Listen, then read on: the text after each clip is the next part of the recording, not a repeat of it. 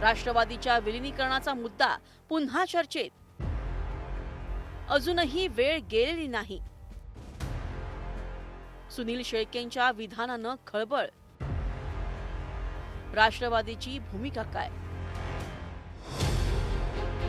अजितदादांच्या विमान अपघातानंतर दोन्ही राष्ट्रवादीच्या विलिनीकरणाच्या चर्चा सुरू झाल्या.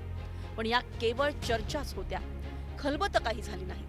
दोन्ही बाजूंनी दावे प्रतिदावे करण्यात आले. पुढे विलिनीकरणावरून दोन्ही गटातील नेत्यांमध्ये शाब्दिक युद्धही पाहायला मिळालं. त्यामुळे दोन्ही पक्ष एकत्र येण्याची सुतराम शक्यता नसल्याचं म्हटलं जात होतं. पण आमदार सुनील शेळके यांनी विलिनीकरणावर मोठं वक्तव्य करत या निखाऱ्यावरील राख उडवली आणि पुन्हा एकदा विलिनीकरणाच्या चर्चेंना हवा मिळाली.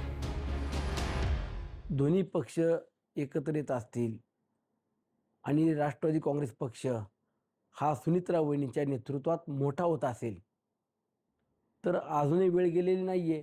सुनित्रा वहिनींचं नेतृत्व मान्य असेल तर दोन्ही पक्ष विलिनीकरण करून एकत्रितपणाने पुढं जात असेल तर आम्हाला देखील त्याचा अभिमान असेल. आमचा पक्ष मोठा होत असेल तर त्यामध्ये सर्वांनीच सकारात्मकपणाने पाहिला पाहिजे.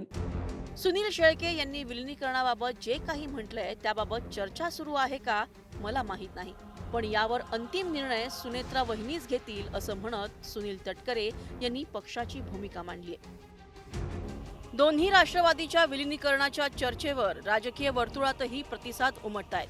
राष्ट्रवादीची दोन शक्ल जी आहे ती उद्याच्या दृष्टीनं आज जी वाटचाल आहे हे फार काळ काही हे वाटचाल टिकणार नाही. भारतीय जनता पक्ष अजगर आहे. तो हळूहळू एकेकाला गिळंकृत करून टाकेल आणि सुस्तपणे भासही होऊ देणार नाही की त्याच्या पोटात गेले की नाही. तो अंदाजही घेऊ देणार नाही. असं आहे की दोन्ही राष्ट्रवादी एकत्र येण्याच्या बाबतीत आमच्या पक्षामध्ये सध्या कोणती चर्चा नाही. जेव्हा काही चर्चा होईल तेव्हा आम्ही तुम्हाला सांगू. पण सध्या तरी कोणती चर्चा आमच्या पक्षामध्ये नाही.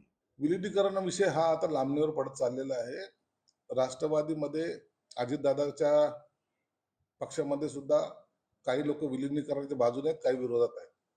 म्हणून आता याच्यावर तोडगा कसा निघेल हे आता सांगता येणार नाही. परंतु मला वाटतं ही विलिनीकरणाची प्रक्रिया लांबणीवर पडणार आहे.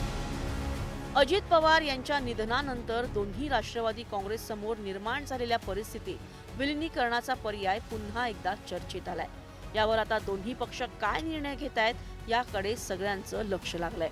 Bureau report, news 18 Marathi.